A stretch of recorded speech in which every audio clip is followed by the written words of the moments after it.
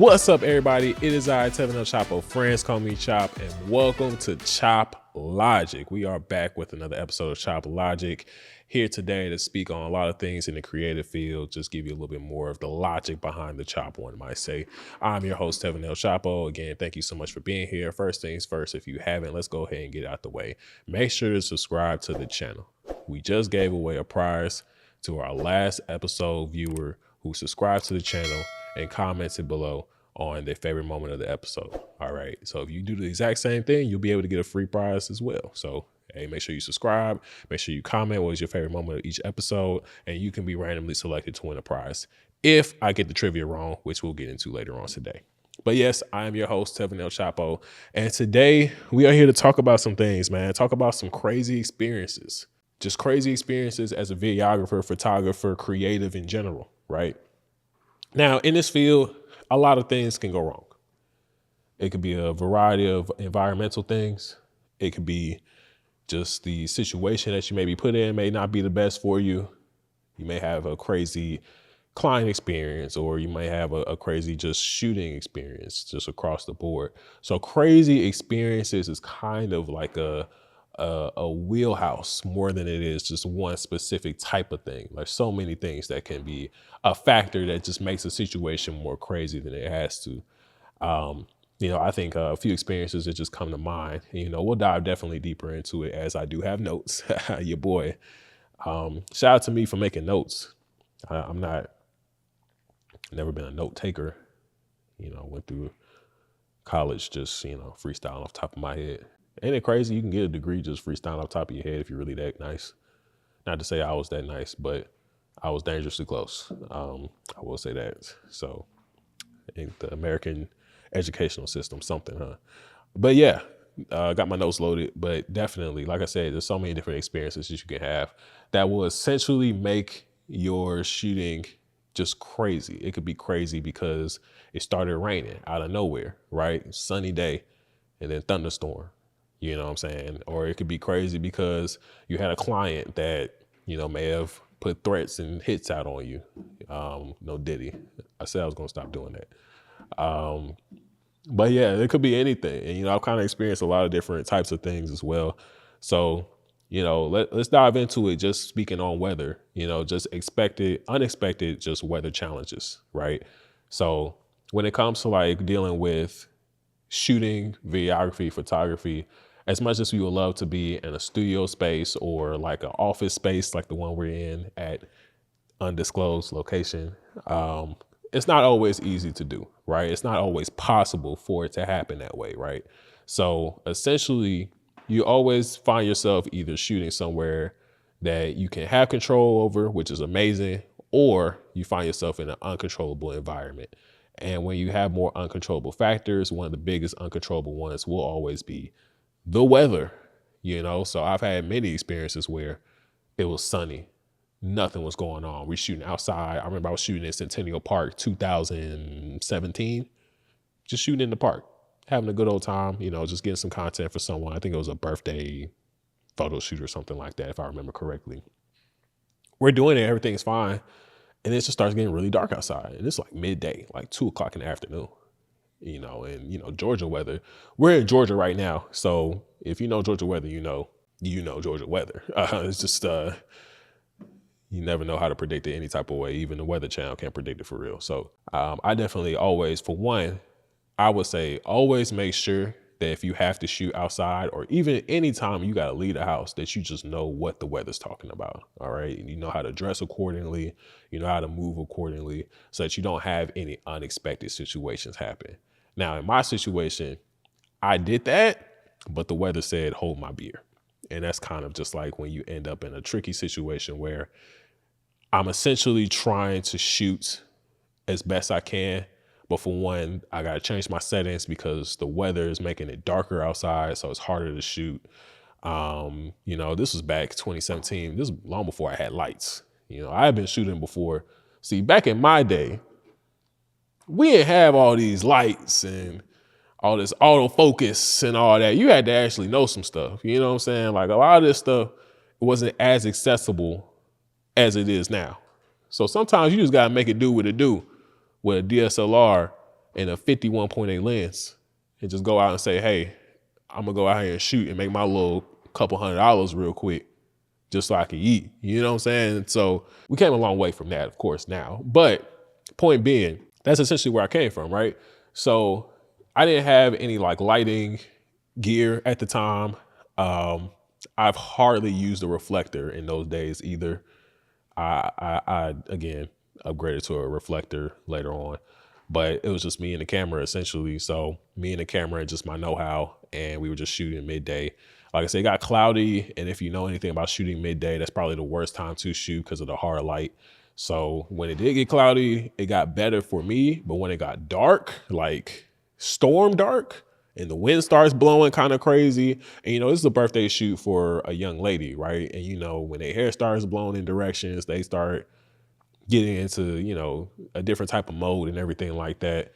And you know, anybody really, like anybody with long hair would be in that same type of time. And like my hair, I definitely didn't have my hair back then, but you know, if I did, I would understand. I was wearing a hat at the time, and I remember trying to hold my hat down and trying to shoot at the same time. And I'm just like, what's going on? And luckily we got through it, but like the minute that they said we was done, the rain hit. Like before I could even put my stuff in my bag. So I had to hurry up and put my camera under my shirt, you know what I'm saying? Kind of hold it like this and just kind of run to the car. Like, and I was part, like this was back when I was still working at the World of Coca-Cola. Shout out to the World of Coca-Cola. I ain't been there in years, but you know, big shout out to all the people I met there. And I had parked over there because this was Centennial Park at the time. So I'm at the other end of the park. So I had to run all the way through the park, go through Pemberton Place Park to get into the parking lot just for me to get to my car. And again, pouring rain the whole time. So like it probably took not even 10 minutes of walking, really. I got long legs, so it don't take me that long to do that. But the rain and the wind made it a lot harder. And then on top of it, when I got to my car, I was soaked. And luckily, through the grace of God, I was able to cover my camera in time, because if it had gotten wet or anything had happened to that footage, that would have been donezo for me. I would have been wrapped up. I would have been mad, disappointed, sad, all the emotions, right? So, you know, it's just a lot of stuff like that when it comes to, you know, just dealing with weather, you know, even like if you're shooting outside on a super hot day, you know, I've had situations where I was way hotter than I thought I was going to be, you know, or we had to change locations, even like unexpected changes in locations where you thought you was going to be inside, you end up being outside. You know, I'm a lot less willing to do stuff like that now. Like if we agreed to do something, I like to know as many details as possible ahead of time just to avoid those types of situations from ever happening again. Again, we're speaking mainly from my early years in this journey. You know, I've been, wow, I don't want to date myself by telling you how many years, but it's been more than a few years, all right, of me doing this. You know, not always professionally, but just doing it to some capacity. So yeah, just had a lot of experiences dealing with weather and dealing with things of that nature, you know what I mean? So, you know, even the next thing after that, you know, just unexpected camera issues, right? Sometimes your camera may mess up. It may not even be your fault. I had a time, this was like maybe not even that long ago. I was shooting at my old high school, shout out to Miller Grove High School. I was shooting with one of the teachers there, just getting some content of the, I guess the enrollment, like when the kids and their parents kind of come up to like sign up for classes and stuff like that, before the school semester starts and everything. So I came up there just to do something, kind of like really just do a favor for someone, like just really build good relationships with people, which you should always be doing, trying to build the best relationships with people. It's possible, not necessarily making everything a monetary thing, even though I did get paid. I want to make sure I said that. I didn't say I did it for free. I just said I wasn't there to specifically make money. But I did get some money from that. But nevertheless, yeah, so I was there, I was shooting. I had a situation where my camera froze. Completely froze. Now, what did that mean? It mean that when I tried to change focus, it was frozen. My subject that was in the frame, in the viewfinder of the camera, as they were moving, the screen was froze. Right? So tried to press record, press unrecord, press any button. Nothing happened. Flip the switch to turn the camera off. It was still on and froze. So at that point, I had to take the battery out. I put it back in, it luckily reset and we were able to keep things moving. But even in a situation like that, where it's like, you know, you don't necessarily know how things are going to go. And it was just very unexpected. I never seen it happen before. And immediately after that, I updated my camera just to make sure. So the firmware got updated.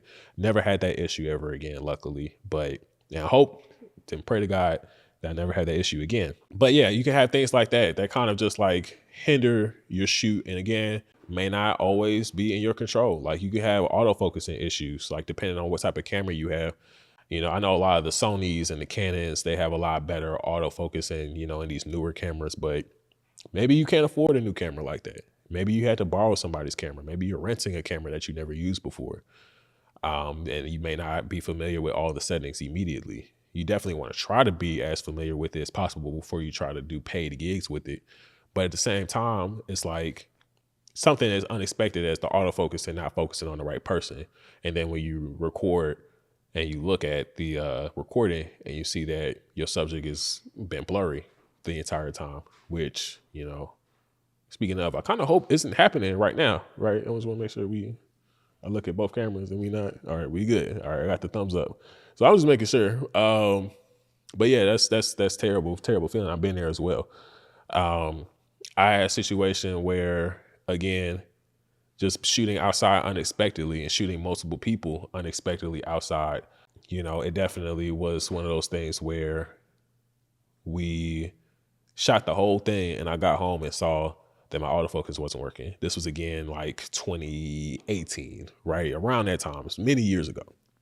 Again, I'm better now than I was back then. But another situation where it was so bad and everything we shot was just so egregious to me and how I felt. I didn't even show them. I just looked at it and knew. I just gave them their money back.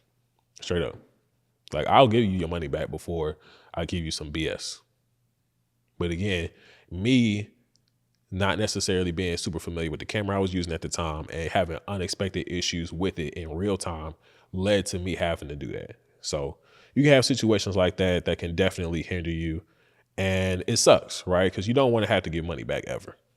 You know, it's just kind of like who goes into this to make money and then be like, hey, I want to just give you your money back, because nobody ever wants to do that, right? You want to be compensated for your time and your efforts accordingly.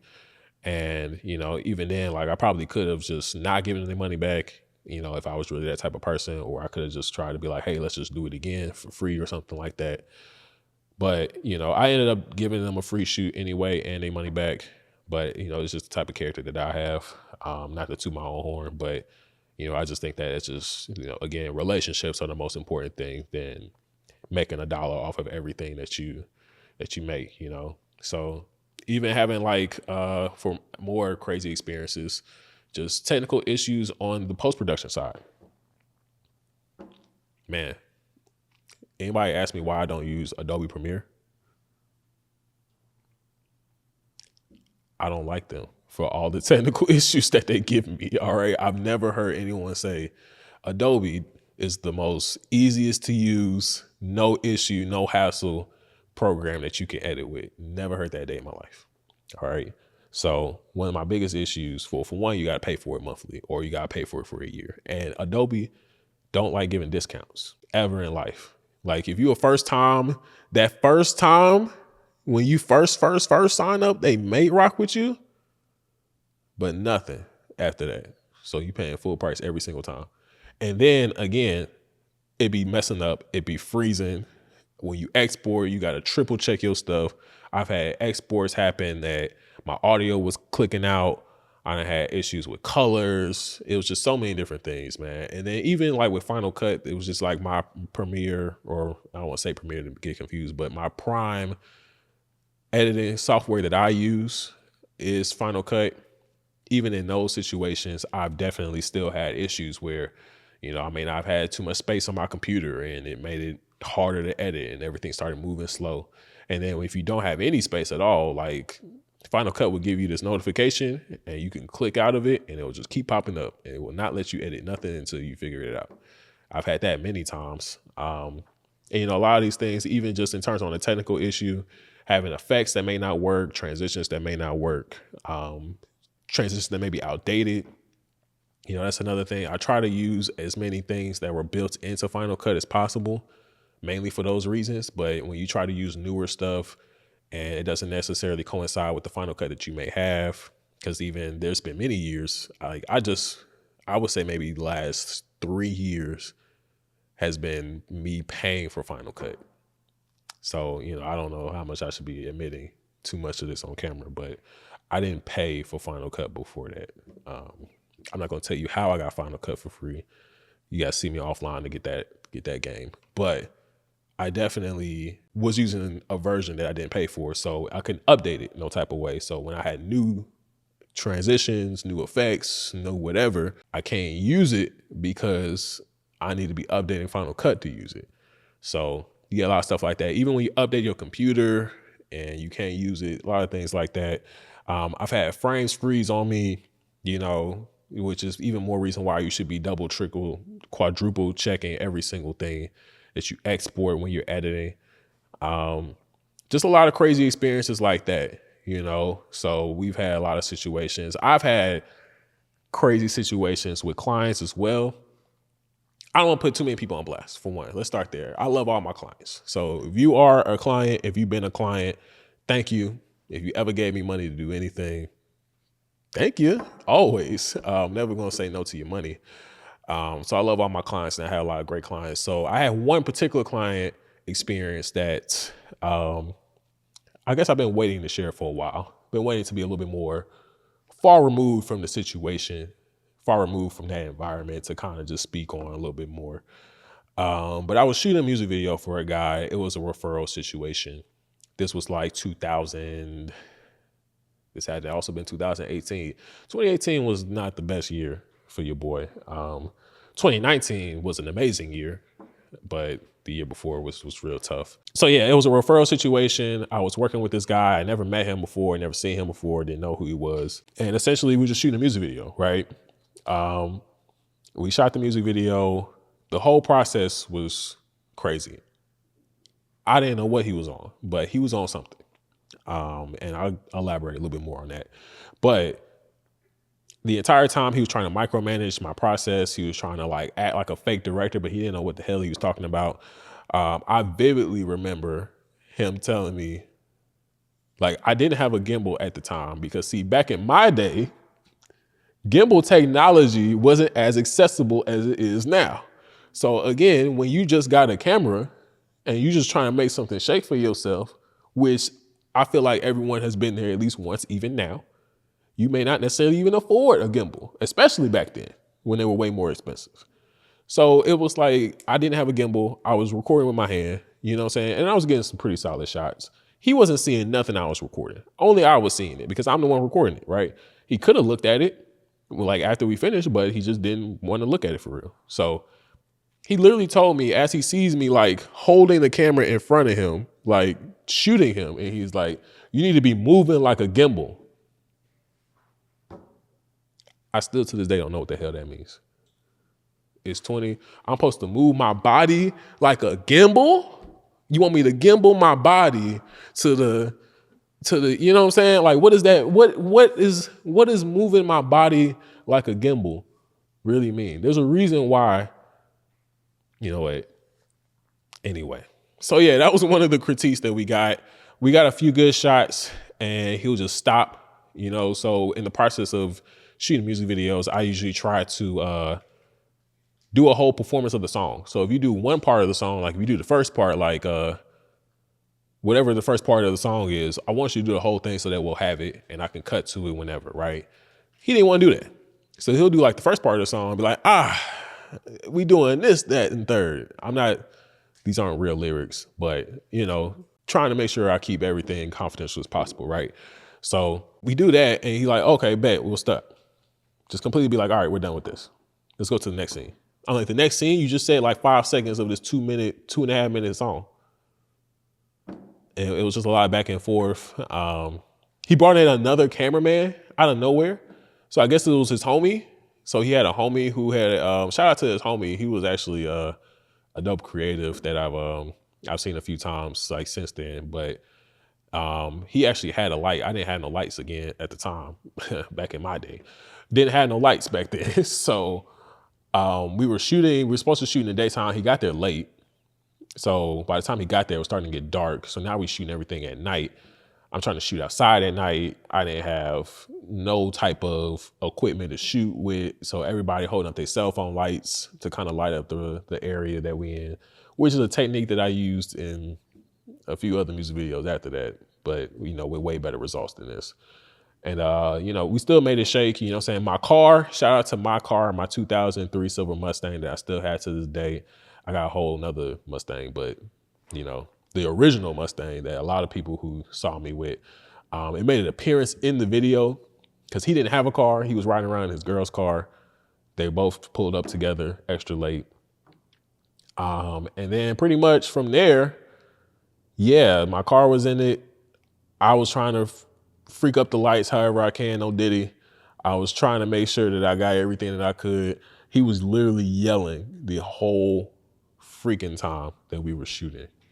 The entire time we were going through the process, he was literally yelling demands at me, yelling at his homies, like all type of stuff. And I don't know what was going on at the time, right? But I was just trying to get through it, right? So we get through the process. We get through the entire process of shooting it. I edit the video for him. And then everything is fine, right? At the time I was dating someone, me and that person had a breakup around that same time, right? So I wasn't in a space that I wanted to continue to work with him after I sent him the video. He literally hit me up the exact day that I got the breakup. The exact same. So we broke up like noon. He hit me up like maybe 4 or 5 o'clock that evening. Same day, right? So I just text him straight up. I'm like, yo, I just don't think that we should move forward with working together anymore. I think that, the experience could have been a little bit more professional, just trying to be as courteous as possible throughout the entire engagement of us going back and forth, right? So, I told him all these things like, hey, I don't think he was being super professional. I don't particularly want to move forward with working with you anymore. I still wish you the best and everything like that. And I was going to leave it at that. We're done, right? He literally calls my phone like 5 minutes after I sent that. Goes on a whole tangent for like 40 minutes. Just straight berating me, telling me how I'm nothing, how I ain't gonna be nothing. He cussed a lot more than I'm trying not to cuss in the podcast, but he was saying a lot of stuff, you know what I mean? And it was one funny moment where he's going in, the call dropped. The call drops, right? He calls me right back and goes right back into it like nothing that happened. I was like, damn, what's the Boondocks meme? What did they do to make them brothers so mad? So like, what did I really do to make him that angry? That was crazy. So then he goes in for like another 20 minutes. So again, it was 40 minutes. And I'm listening to it because, I'm so heartbroken. I'm entertained by this. You know what I'm saying? Like, this is actually kind of making my day a little bit, just having to hear this foolishness. And honestly, looking back, I should have just hung up and blocked him and been done with it. But yeah, he was definitely calling me lame, calling me whack, calling me a lot of things outside of my name. And I'm just, on the phone, on speaker, just listening to it. Not responding. I ain't told him about himself no type of way. Everything that I said in that text message of just saying it was unprofessional, saying I don't want to work with you anymore. And that's all my whole 2 cents of the situation. So while he's going in on me, I'm not giving him none of that energy back. So he finishes all that off to say like, bro, where you at, bro? I'm trying to find you. I'm gonna pull up on you. I'm gonna get my shooters on you. You feel what I'm saying? I'm like, oh, now this is getting serious. You know what I'm saying? And even then, at the time, I'm not taking it serious because for one, brother, you don't know where I stay. You feel me? I pulled up on you. I pulled up on your spot before you got there. And it sounded like somebody was in the middle of fighting in the house. Like I got to the front door, they were screaming. I was like, what's going on? You pulled up 30 minutes, 40 minutes later. You feel what I'm saying? So it was just already crazy. But so I'm just like, man, like, do what you're gonna do. Straight up, not even trying to be cool about it. I didn't say it to be like, just sound tough or just sound like, oh, I'm just that guy. Like, oh, okay, man, he ain't finna do nothing. Like, in back of my mind, I'm like, bro, you really not finna do nothing. But at the same time, it's like, Whatever's coming my way at this point, especially the way I felt at the time, I'm like, it's gonna come my way regardless. So if you're gonna come, bring some shooters, run some plays, do whatever you think you need to do. But I still don't want to work with you. All right. So I'm like, and then mind you, let's keep in mind the context of what we're talking about. We talking about a music video. We talking about a music video that I charged this man. I charged him $40. We gotta be dead silent when we think about that. $40. $40? A $40 music video. He gave me 60. He gave me 60, but I asked for 40. I was shooting music videos for $40 back then, and he's calling my phone, berating me for an hour. Like I took thousands of dollars from this man. And I'm like, man, come on with this. So I met up with the people, like fast forward maybe like a week later, I met up with the people who referred him to me, right?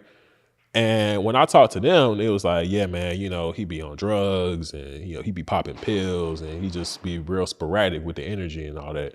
And I'm like, yeah, I could tell. I could definitely tell that he has to been on something the entire time I had to deal with him. Mind you, like he ain't had no issues with the editing. He ain't had no issues with anything that he saw as a deliverable. I feel like I did my thing on the video to this day. But yeah, he was just, I don't know, I guess the drugs took his mind and warped it up real good because he was out of here. Yeah, he was shadow boxing them demons or something, man, because I don't know what was going on. So yeah, we kind of talked about like him and what was going on. They apologized for putting me in that situation. I was like, it ain't even your fault for real. But yeah, so that was kind of a crazy situation. And I think that the crazy part was he kept hitting me up about like where was I at, asking me to send an address. And it was just kind of like, why would I ever do that? Why would I ever send you my address to bring smoke to my front door? All right, again, I don't pretend to be the toughest dude on the planet, but I'm like, yo, even if I felt like this was a real situation, I would never give you my address for nothing. Like, why do you need to know that? If you really want to run the fade, I don't care about fighting.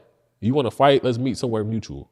You know what I'm saying? Like, if you want to, like, if you trying to air me out, then find me in traffic, bruh. You feel what I'm saying? Find me then. What? I'm gonna give you the address so you can shoot up my house, shoot up my mama's house. Like, what the fuck? What the freak? I'm sorry. I said I wasn't gonna cuss. I said I wasn't gonna cuss, man. Yeah, we'll bleep that out in post. But yeah, so he kept hitting me up for a little minute, and then he just stopped. And then he came out of nowhere. This had to have been like almost a year later. And he hit me up and he's like, hey, what's up, bro? How you been? When we can work together? As if nothing had happened. As if we didn't have a whole exchange. As if he wasn't literally trying to put money on my head and see about me. He just hits me up like everything was hunky-dory, happy-go-lucky. Hey, what's up, bro? How you been? Alive, nigga. I said I wasn't gonna cuss. I said I wasn't gonna cuss. But I've been alive, bro. I know I didn't respond. No, I did not respond at that point because I'm like, all right, all the antics are over. I'm over it. I'm done here. So yeah, he sent me that. I never responded. That was the last time he reached out to me. And yeah, that was definitely my craziest shooting experience. And I think this would be a great time to run a clip from our sponsors. This video is sponsored by Chop House Media Group. Now listen, podcasting is hard, all right? There's a lot of moving parts to a successful podcast, whether it be the shooting side, the post-production side, the audio mixing and mastering, just having the right strategy and know how to even get this podcast in the right places and getting it into the right positions to get monetized. And that is where Chop House Media Group helps out at. We have coined the phrase, the podcast in the box, where we pretty much facilitate anything and everything that you need to run a successful podcast, between the production, the post-production, the strategy, the tips and tricks that you need to be 1,000% successful in every single aspect of your podcasting career.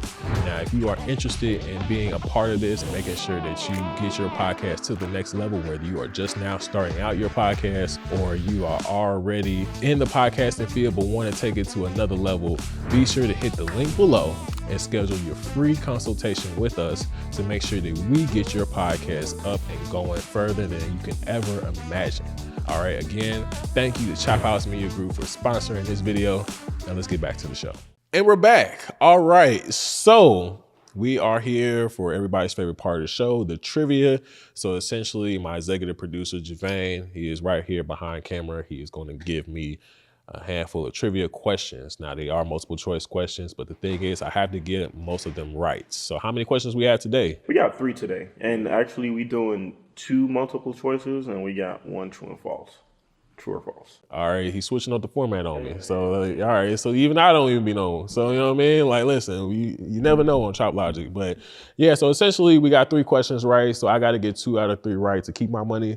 I get 2 out of 3 wrong. I get to give a cash prize to one of you watchers today, one of you listeners, you know. So make sure if you haven't subscribed to the YouTube channel, we only giving out prizes to people who subscribe to the channel. We are a family around here. This is a Chop family. Okay, you got to join the family by subscribing, and you got to make sure that you comment below any part of this episode to even be considered as well. All right, and don't forget to like the video too. So yeah, we're gonna go ahead and do it like that. So I'm gonna close my laptop to make sure fair and nobody thinks I'm cheating. All right, let's go ahead and run that first question. Let's run it. All right, cool. These questions, by the way, were sponsored. They weren't really sponsored. I just took them from ChatGPT. You know, implementing that AI on the podcast. Hey man, listen, you know, we AI'd up, you know what I'm saying? Half of what I read was AI. You know what I'm saying? I'm lying. That was really the speaking points. The story was true. That was true. Yeah, there was no part of that. It was AI. But yeah, shout out to AI. Yeah, no cap on the rap, you know what I'm saying? Bet. All right, so first question is, which bizarre request did one photographer receive from a client during a wedding shoot? I'm going to read you 4 things that happened, and you're going to choose which one you think actually happened. Read the question again. Which bizarre request did one photographer receive from a client during a wedding shoot? All right. Yeah. So, number 1, capture a stage accidental fall. 2, follow the groom with a drone all day. 3, take pictures underwater during the ceremony. Or 4, pretend to be a guest and shoot candidly without anyone knowing. All right, so here's the thing. So obviously, as Javane just said, we got these questions from, you know, ChatGPT. ChatGPT doesn't know me specifically, so it doesn't know what I would know about any of those situations. And it sounded like nothing. Yeah. Well, we taking wild guesses today. We're gonna have to. They all sound very plausible. Unfortunately, I think that as videographers, photographers, we get put in some of the most outlandish situations for no good reason. So I would be very surprised if all those situations didn't happen at least once to somebody. All right, give them to me again. All right, number 1, we got capture a stage accidental fall. Okay. 2, follow the groom all day with a drone. 3, take pictures underwater during the ceremony. Or 4, pretend to be a guest and just take pictures candidly without anyone knowing you was the actual photographer. I'm gonna say the underwater joint because why, where, what? The underwater, I feel like. I just feel like you need so much more context to even answer this question, but I'm gonna go with underwater, final answer. All right. Nah, that ain't it. What? So what's the answer there? The answer is pretend to be a guest and shoot candidly. So did the underwater thing even happen? I don't know. They didn't say that. Tell you if it's real. So how I know if any of it was real? We don't know. Who was the person? ChatGPT made that up, man. Every part that was made up, that was the most made up. All right, I'll count it as one against me. I'll go ahead and run it. I'm a fair host. Okay, this one should be a little bit better, though. Next one's a little bit better. Okay. What's a common reason why videographers sometimes have to reshoot scenes during a corporate video? Okay. You might have been through some of these experiences. For sure. I've done some corporate videos, definitely. Right, right. All right. So, A, or number one, the CEO keeps looking directly into the camera.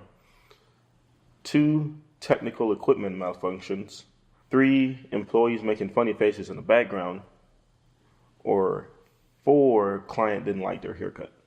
If it's corporate, ain't nobody gonna do no funny faces in the back, or at least I don't know what ChatGPT feels about that, but I know real time in a professional setting, nobody would do that.